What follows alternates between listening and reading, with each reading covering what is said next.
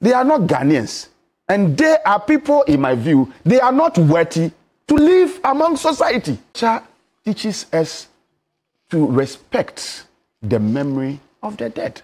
That's why when you go to funeral and tributes or biographies are written, they are written in a certain way.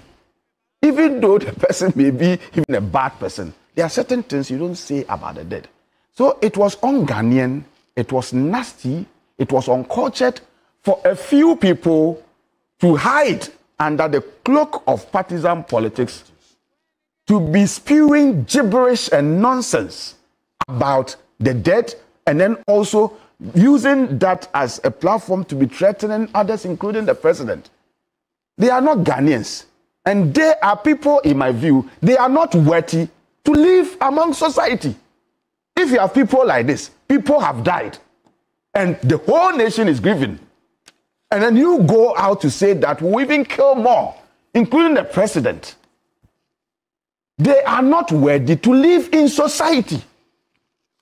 Elsewhere, in traditional times, they would have been banished. That is who we are.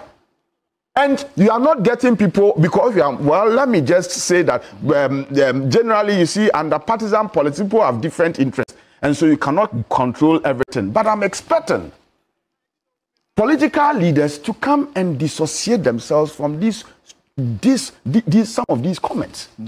Okay, to create, they've done that. Yes. No. Yeah. Have they done that? Yes. No, so you see, disassociate, not. Okay, well, disassociate and reprimand. Okay, disassociate and reprimand, because these are not. You see, these people, they are not even fit to be members of any political party. Yeah. They are not fit to live in society. Yeah. They are not fit to be members or supporters of political parties. They are a monumental embarrassment to the nation. And I'm saying in traditional times, they would have been banished. Okay? Democracy must protect itself. There is freedom of speech.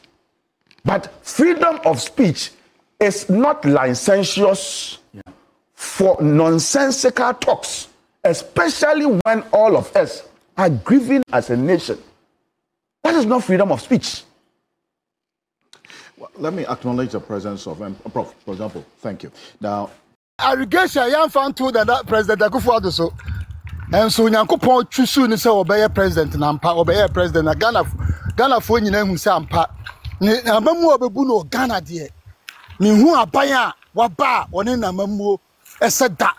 This one na on ka no kore. Ye mu bi de ye hu efiri 92 besi na nyina ye nim de akoso. This obi a on pa no kore ka. Ana beka say President Akufo-Addo ba ye no. Wa mo ne ho modene.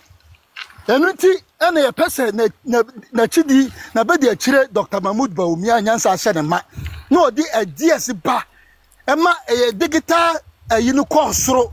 Ema enne wu gbe bia itiminya wa address, GP address na ubo location na dem pupro wu pe bia fast wu tifie ne de abrao. Enka papa we be ye ema ye rules nyina Obaya no started as what the national when be camera, CCTV camera, bobo, your village rose nina anti, what to mean bonnie for who's ye?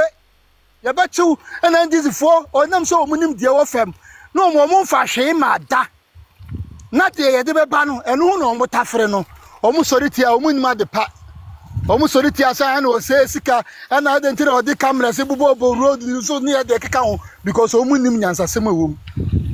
Papa we were na adwen se ke bedroom lebi se wo ba bia ni kwase ko speed kura camera be capture wo ofie near the letter bro ha se ko over speed e bro so e be ji lances san nim die no na papa we start se wo build but nam say Ghana na ye wo no timamfo no bebre adwen wo femuti wo mu ahunu enu ti na Yesu Kristo ka se bo se me ba me amedie na wo na o ye media no anyeme na so dodo ogime no wona ogime dindi ye no na mama o ntumi so omonyem onyankopon ma na wo obeji doctor di no minim say pirabe ye wo dia doctor onyankopon amfa na amre ye keke o oyo duyefo a wo be sane man yade no man Ghana ye yare o man Ghana ye yare o enye do mama kokko na afifi ni tu ni bi o ye yare pa deep Ghana for ye yare enye do mama koko na afifi ni tuni bi eniti na Nyankopon yi doctor ma ye na me de ma no ba wie ye no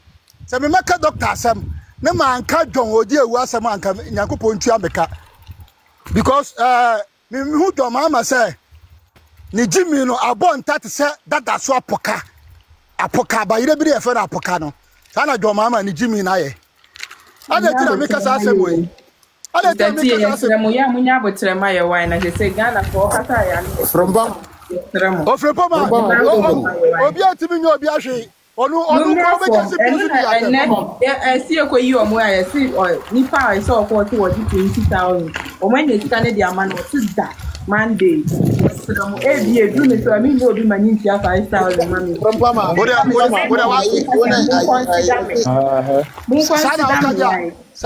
sana akadia mi de be mi video o de be twa so ho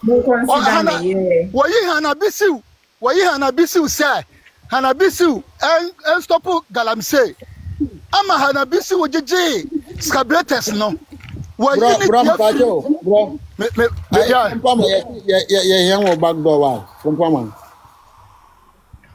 oh Hannah-Bissell abi we am we am why mana miss anya call so as mana back door he fan baby Messi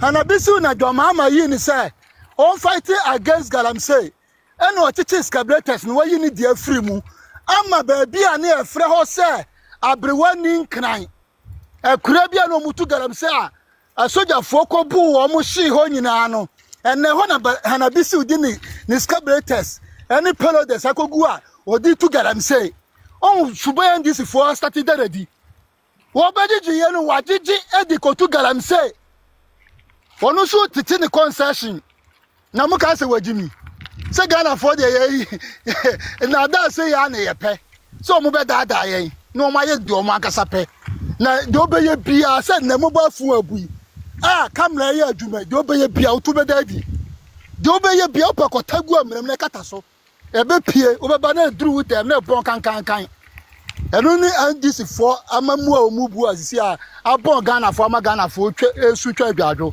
manasi obi nto asoma afen mo hu anasa afen mo ate die na ekoso Kevin Taylor ye NDC for ateni mo die ekufo ado eni otumfo nka wo mo hu ni anama hu na die agya kwabana kaka sem na se yasosi ne so a ene de kese ye si dan no de obubu dan na aka mo dan enti maba e be defend se kura aka ya akorama ena ye kwabana mafo ena ye hwehwe wo mo se wo mo so anu be pa si enu se mo ye adwuma ma NDC fo se despite bidia mo ye adwuma ma NDC fo na se no afen ye beti asimo so mo nye hu hwehwe General for mo te Ghana mo so mo nka no kore me hu sa adwa ye bo adi ni odi ahenka betra bisa question say ana so mo ka say e mabunu se di atenye mu di na ye fra na sempo social media no enye atem getwa